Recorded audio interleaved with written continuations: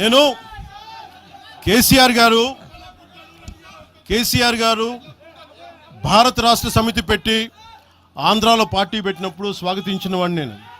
ఒక పార్టీ ఎక్కడైనా పెట్టుకోవచ్చు. కేసీఆర్ గారికి మనస్ఫూర్తిగా ఆ రోజున తెలంగాణ మనకి గుంటూరులో బీఆర్ఎస్ పార్టీ కార్యాలయం పెడితే, అంతకుముందు జనసేనలో పనిచేసిన నాయకులను ఆయన ప్రెసిడెంట్గా పెడితే మనస్ఫూర్తిగా స్వాగతించాం. అలాగా అందరూ కూడా పంజాబ్ వెళ్ళొచ్చు, మహారాష్ట్ర పోవచ్చు. జనసేన మటుకు తెలంగాణలో అడుగు పెట్టకూడదంటే మేము ఏం కోరుకున్నాం? జనసేనలో మేము తెలంగాణలో ఏం కోరుకుంటాం? పవన్ కళ్యాణ్ ముఖ్యమంత్రి అవుతాడు ఇక్కడ. ఆంధ్రాలోనే దిక్కు లేదు, పవన్ కళ్యాణ్ ఇక్కడే ముఖ్యమంత్రి అవుతాడు. కానీ దేనికి భయం అంటే చైతన్యవంతులను చేస్తామన్న భయం, అదొక్కటే భయం.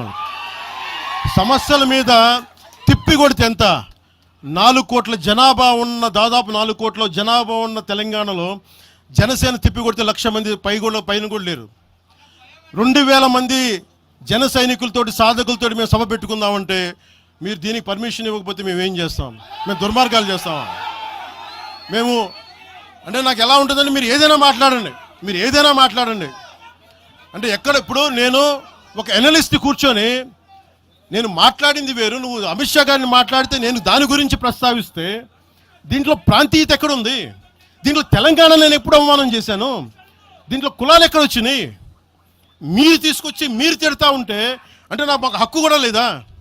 మీ ఇష్టానికి మీరు మాట్లాడితే మేము కనీసం నొచ్చుకునే అభిప్రాయం కూడా మేము చెప్పకూడదా? బాధ కూడా పడకూడదా? అంటే మేము కూర్చోబెట్టి బాంచం ద్వారా అలాగే ద్వారా మీరు ఎలాంటి వాళ్ళని భరించాలా? మేము పీకలు పోయినా పర్లేదు, పీకలు కోసుకుంటాం, కానీ భయం అయితే మాకు రాదు.